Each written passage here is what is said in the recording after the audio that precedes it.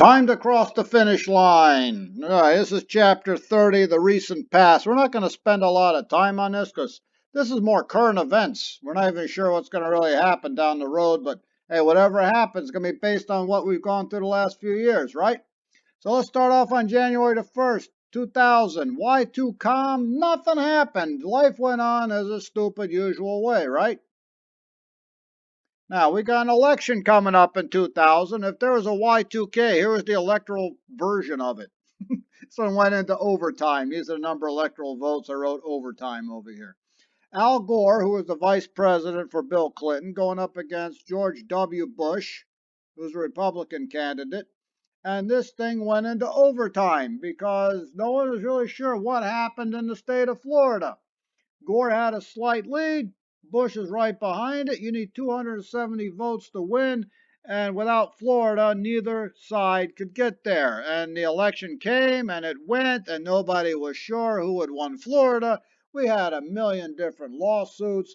This thing finally made its way up to the Supreme Court. I still remember one justice saying, "What's the federal question here?" Oh, that question would be who won the election. But hey, never mind. Let's get a ruling on this. And at the end of the day, they voted for Bush because they'd counted this thing so many bloody times. They were looking at what kind of votes they were. They got the votes they couldn't read. They're trying to divine what the person was trying to vote, which didn't make any sense. That's why the Supreme Court stepped in and just said, stick with the number you came up with. Bush won. So there we are in 2000, George W. Bush. Remember, it's hard for one party to win three in a row. So Al Gore was running uphill the whole time. But it does have to be remarked, he did win the popular vote. There's something you have to, acknowledge because that's exactly what happened. But Bush wins the electoral vote, and that's who's the president. President number 43, George W. Bush from Texas. Bush wins it in 2000 and 2004. 2004, no controversy, just kind of, won and kept trucking along. But the 21st century, a lot of stuff goes on. And there we know so much more about 21st century because so many different sources, YouTube and every kind of newspaper you could imagine. So we're just going to run through the 21st century really quick. Now, on September the 11th, we know what happened then in New York.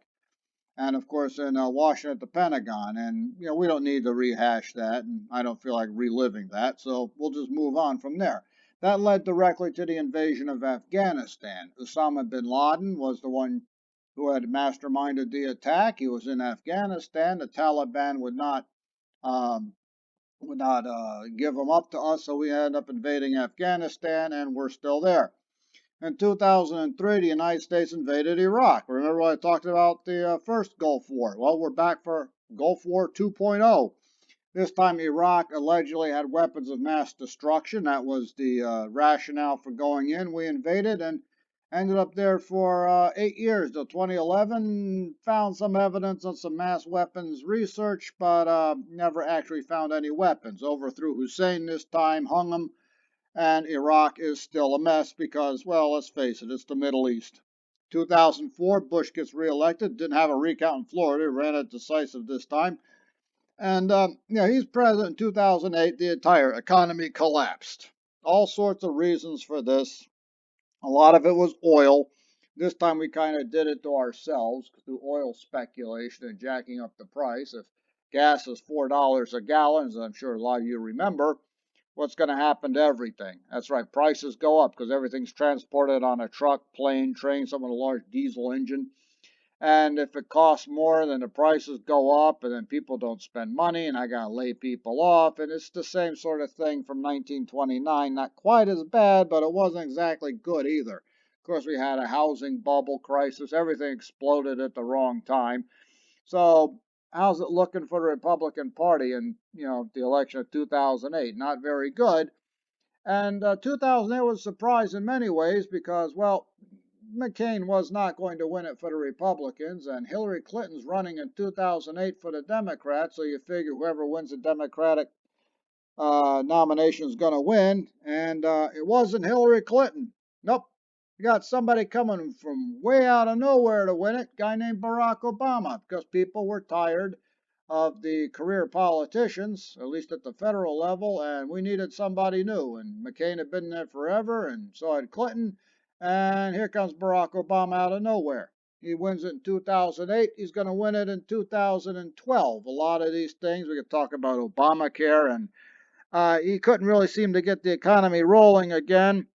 There's a lot of things we can talk about. Did manage to get us out of Iraq. And one good thing we can say, hey, we got Osama bin Laden, right? Got him on the first day of May 2011.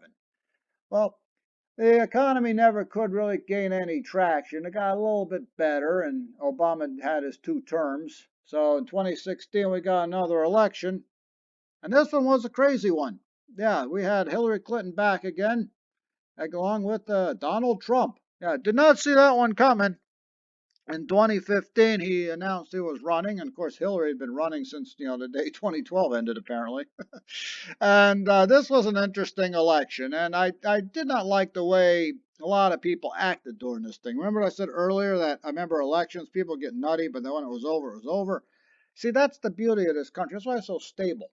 We have an election, we yell at each other, we call each other names, and then when it's over, it's over. We come back together and we do our best to push the country forward. We work with people you don't agree with because we like to think everybody has the same goal to make it a great country.